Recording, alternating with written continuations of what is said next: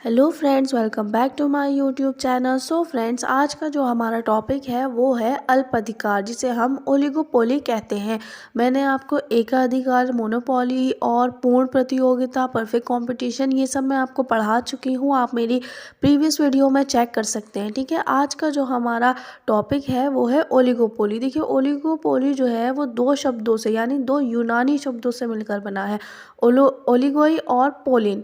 ठीक है, ओलिगोई का अर्थ है कुछ, ठीक है, और पॉलिन का अर्थ है बेचने से, यानी कि कुछ बेचने से, बहुत ज़्यादा नहीं और बहुत कम भी नहीं, सिर्फ कुछ बेचने से। ठीक है, अब देखिए इसका मीनिंग समझेंगे। अल्प अधिकार प्रतियोगिता का वह रूप है जिसके अंतर्गत बाजार में कुछ या थोड़े से फर्म आते हैं। ठीक है, इसमें वस्तु के थोड़े से विक्रेता होते हैं, जैसे कि सीमेंट, पेट्रोल आदि। देखिए, एकाधिकारी में हमने क्या पढ़ा था कि एक होता है। ठीक है, पूर्ण प्रतियोगिता में क्या होता है, संख्या बहुत अधिक होती है। लेकिन अल्प अधिकारी में क्या होता है, अल्प का मतलब होता है थोड़ा सा या कुछ।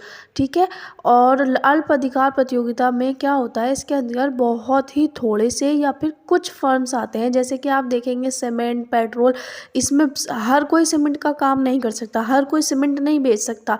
तो इसीलिए इसके फर्म जो होते हैं ये बहुत थोड़े से होते हैं और बहुत कम होते हैं, कुछ ही होते हैं। ठीक है, ये सीमेंट का और पेट्रोल का एग्जाम्पल बहुत अच्छा है। ठीक है, आप अपने एग्ज़ाम्स में भी इसे फॉर एग्जाम्पल कर कर लिख सकते हैं। चलिए, अब हम आते हैं अल्प अधिकार की विशेषताओं पे, यानी कि कैरेक्टरिस्टिक्स ऑफ ओलिगोपोली। देखिए, इसमें क्या होता है, नंबर 1, फर्मों की अल्प संख्या होती है। ये मैंने आपको पहले ही बताया कि अल्प मतलब थोड़ा या फिर कुछ। तो इसमें जो संख्या होती है वो थोड़ी होती है या फिर कुछ होती है। ठीक है, इसके ये मैंने सिर्फ एक हेडिंग के तौर पर तैयार करा है। आप इसके अंदर अपनी तरफ से बनाकर जो भी आपको सुटेबल लाइंस लगे वो आप लिख सकते हैं।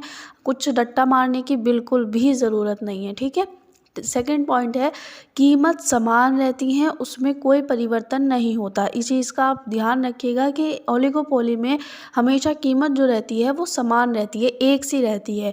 ठीक है, उसमें ना तो आप कम कर सकते हैं ना ही ज़्यादा कर सकते हैं। जैसे कि आप फॉर एग्जांपल देखिए, पेट्रोल की एग्जिट कीमत तो मुझे नहीं पता कि आज क्या है पेट्रोल की कीमत, लेकिन ये देखिए कि आप जब पेट्रोल लेने जाते हैं उसमें कोई मोल भाव नहीं कर सकते कि भाई इतना डाल दो, इतने का नहीं, इतने का लगा लो। ठीक है, तो इसीलिए इसमें कीमत समान रहती है। ठीक है, प्रचार तथा विज्ञापन में लागत लगती है। इसका मतलब ये है कि अगर आप किसी भी चीज़ का प्रचार करा रहे हैं, विज्ञापन करा रहे हैं, तो उसमें लागत लगेगी। ठीक है, और ओलिगोपोली में हमेशा हम प्रचार कराते हैं।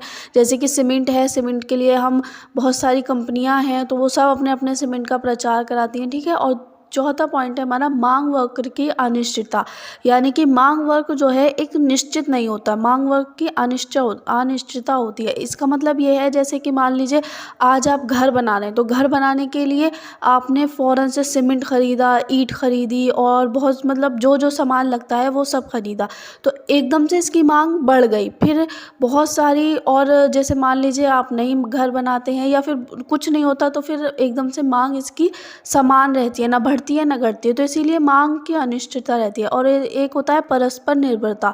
इसका मतलब ये है कि ये फर्म परस्पर निर्भर होते हैं, यानी कि खुद पर निर्भर होते हैं। ये किसी, जैसे कि मान लीजिए अल्प अधिकार में थोड़ी बहुत और कंपनीज वगैरह होती हैं, तो ये उन पर निर्भर नहीं रहते, उनकी मांग घटे बढ़े इन्हें कोई फ़र्क नहीं पड़ता। ठीक है, ये परस्पर निर्भर होते हैं, अपना उत्पादन करते हैं, अपनी मांग रखते हैं। ठीक है, अगर वीडियो अच्छी लगी हो तो like, subscribe and share. Thanks for watching.